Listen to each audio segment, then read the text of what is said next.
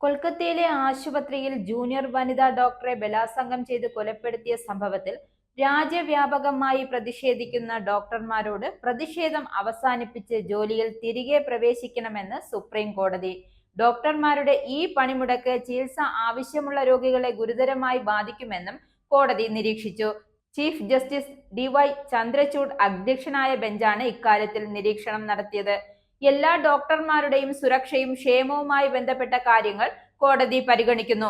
അതുകൊണ്ട് നിലവിൽ ജോലിയിൽ നിന്നും വിട്ടുനിൽക്കുന്ന ഡോക്ടർമാരോട് എത്രയും വേഗം തിരികെ ജോലിയിൽ പ്രവേശിക്കാൻ അഭ്യർത്ഥിക്കുന്നുവെന്നും സുപ്രീം കോടതി പറഞ്ഞു.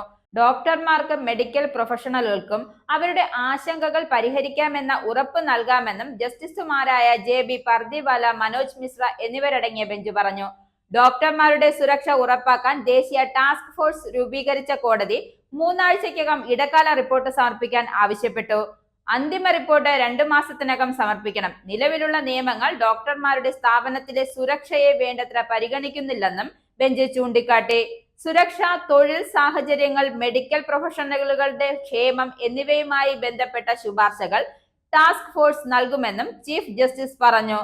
കൊൽക്കത്തയിലെ സർക്കാർ നിയന്ത്രണത്തിലുള്ള RG കാർ മെഡിക്കൽ കോളേജ് ആശുപത്രിയിൽ ആഗസ്റ്റ് 9 പുലർച്ചെ ഒരു ഡോക്ടറെ ബലാത്സംഗം ചെയ്ത് കൊലപ്പെടുത്തിയത് മെഡിക്കൽ ഫ്രട്ടേണിറ്റിയുടെ രാജ്യവ്യാപകമായ പണിമുടക്കിന് കാരണമായി. സംഭവത്തിൽ പ്രതിഷേധിച്ച് രാജ്യത്ത് ഉടനീളമുള്ള ഡോക്ടർമാർ എല്ലാ സേവനങ്ങളും നിർത്തിവെച്ചു. സംഭവത്തിൽ സ്വയം കേസെടുത്ത കോടതി ഭൂമിയിൽ കാര്യങ്ങൾ മാറുന്നതിനായി മറ്റൊരു ബലാത്സംഗത്തിനും കൊലപാതകത്തിനും വരെ കാത്തിരിക്കാനാവില്ലെന്നും പറഞ്ഞു. രോഗികളിൽ നിന്നും അവരുടെ കൂട്ടിരിപ്പുകാരിൽ നിന്നും ഡോക്ടർമാർ അക്രമം നേരിടുന്നതിന്റെ വിവിധ സംഭവങ്ങൾ കോടതി പരാമർശിച്ചു.